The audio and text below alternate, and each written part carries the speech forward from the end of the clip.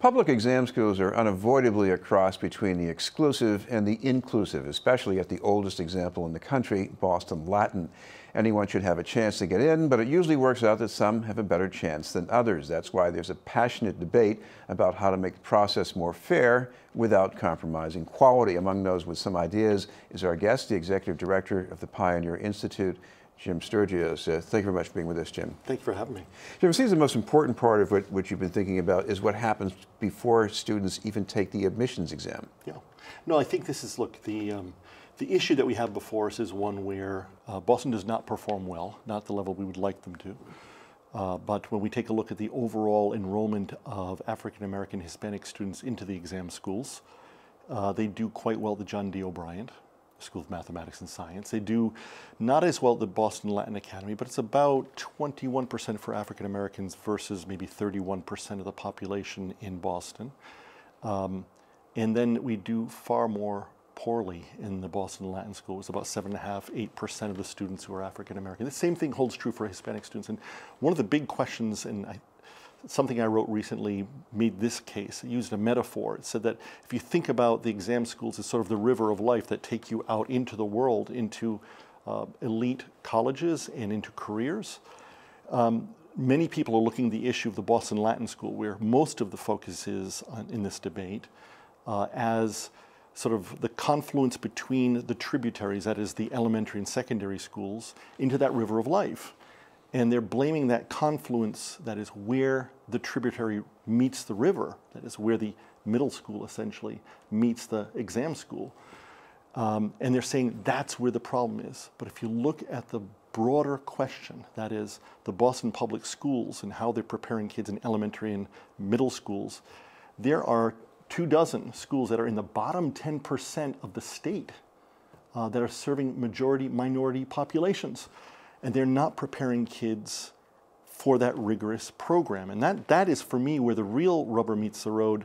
There may be some issues around perception. There may be issues around access to the exams the students have to take, to test prep, and we should do everything that we can to make sure that we meet the kids where they are. But the bigger issue is, I really wish that the advocates on the other side of this question would think about maybe instead of suing on one school, the Boston Latin School, maybe a lawsuit against the district and the state for not dealing with chronically failing. We always say underperforming as adults. We say underperforming. They're failing. They're chronically failing schools. They're not preparing kids for the exam school, frankly, even for a modestly high level of learning. You know, it strikes me is that it seems here we're dealing not with a shortage of excellent students, maybe as a shortage of excellent schools. That is exactly it. And look, there are two sides to this, Chris. A great question. Look, in the city of Boston, we have just as much talent as we have anywhere else in the Commonwealth, okay? On one side of this question is, can we put in place a set of really good schools that can actually serve them well? And my organization has been one of the biggest proponents of charter schools for that reason. Charter schools are not the answer to everything, but they're in part an answer to this question. The other side of it is, whoever said you can only have 3 exam schools? Why couldn't you have 4? Why couldn't you have a true sort of exams type school for the arts? We have an arts academy, but even taken to a different level. Other cities do that sort of thing. You could also have specialized schools, ones that prepare kids for careers in the life sciences. Many other cities do that sort of thing. We should kind of, the hub of the universe, and often kind of stares at its navel and says, you know, we're the hub of the universe, and this is a cycle. We ought to look outside our 4 walls and think about some things that other cities are doing, even though Boston is not doing it's not the worst urban district in the country. In fact, it fares decently well on national assessments, but you're comparing low performance to low performance when you do that. We should really try to be a little more creative about this. One reason, and maybe the main reason there is an entrance exam, is that you want one yardstick to measure all students. But on the other hand, does it make much difference whether that yardstick is more like the MCAS exam or like the current test? I think it does, and for a set of reasons. One is the MCAS is an achievement test. It's what have you learned up until now, and I'll get into that because that's actually a really important question. And the second piece of it is that the ISEE, the standardized test they use, and you could use any of these other non-MCAS standardized tests that are used for elite schools around the country, they also test reasoning. So it's a different thing. It's more predictive about how kids might do in the future.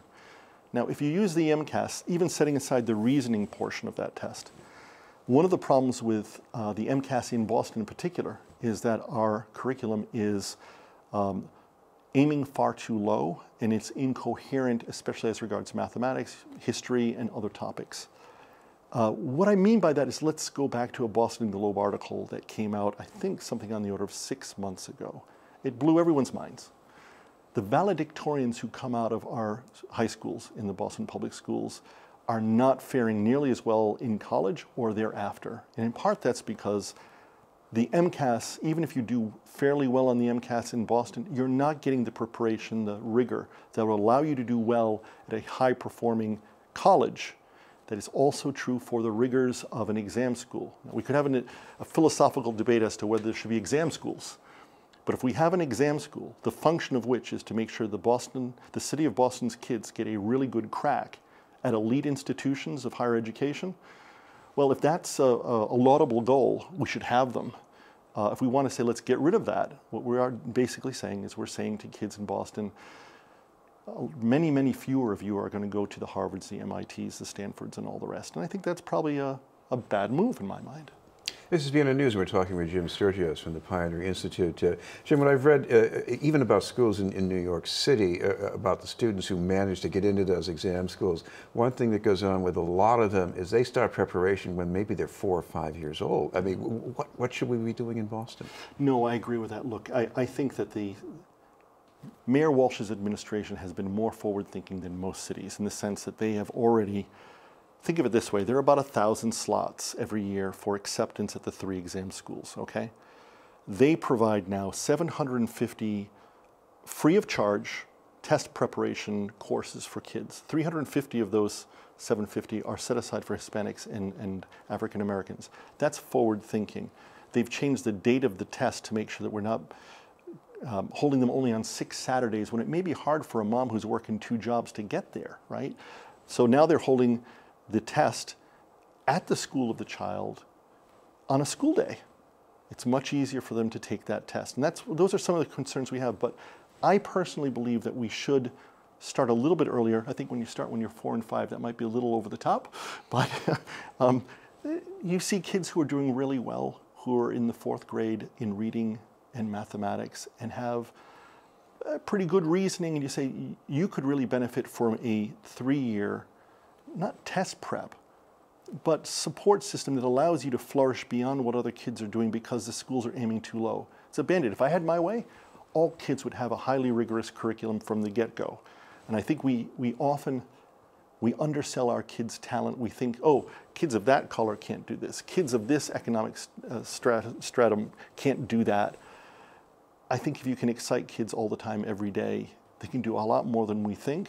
But in the world in which we live, where that may not be possible across the board, at the very least, those kids who are doing well and have talent, we should identify them and support them to make sure that we are not losing. We're leaving so much talent on the table. We're creating so much frustration for kids.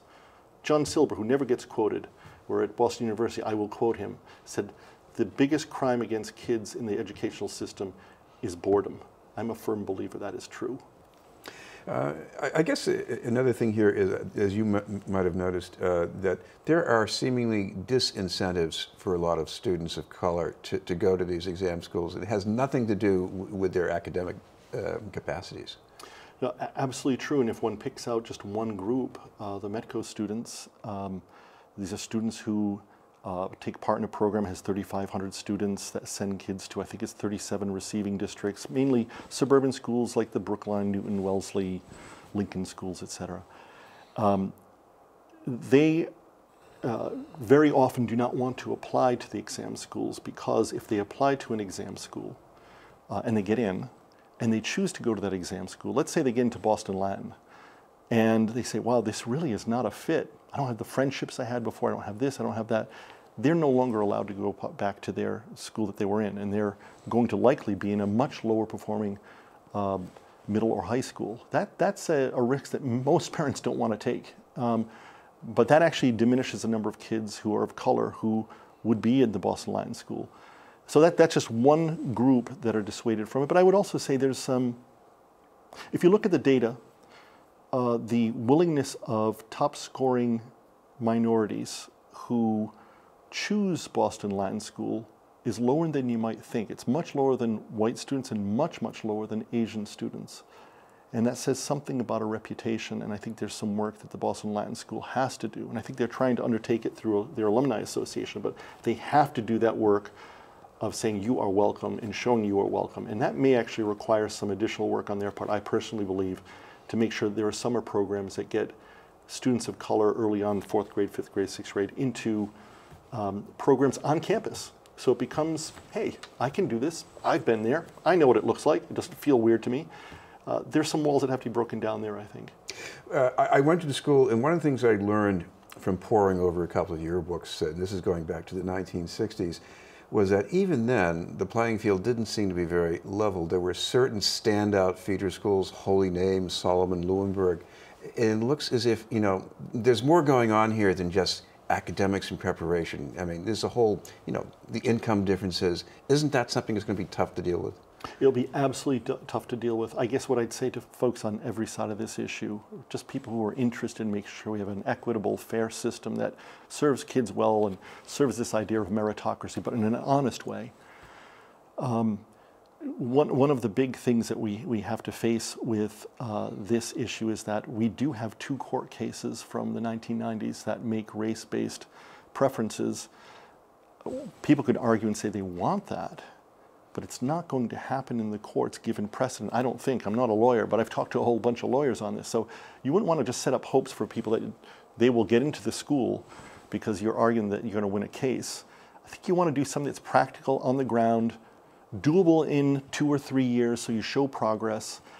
That is the only way to make a dent in this issue as I see it. And our work on this has been highly specific about fixes that we'd like to see there. And I think part of it is, to be honest, at the end of the day, the governor and the mayor have to hold hands and have to say, there are a couple of dozen schools that we're going to fix right now. We've shown that we've been able to do it before. In the Lawrence Public Schools, there was a very good turnaround there within 5 years.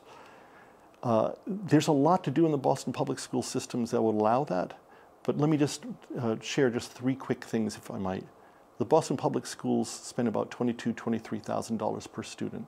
They have a budget of $1.14 billion. I think if you thought about how much is spent on busing, on the central administration of the Boston Public Schools is over 700 people. That's larger than the state education department. If you think about underutilized buildings that people are not willing to deal with, they're paying to take care of all that, that's probably well over $200 million that they're spending on these things, probably more like $260 million when I look at it. That is about 30% of their overall budget that is just taken away from student and teacher relationship. And my view on that is the central office should be slimmed down by far. That money should go back out to the schools. It should go to teachers. It should go to class size. It should go to enrichment programs.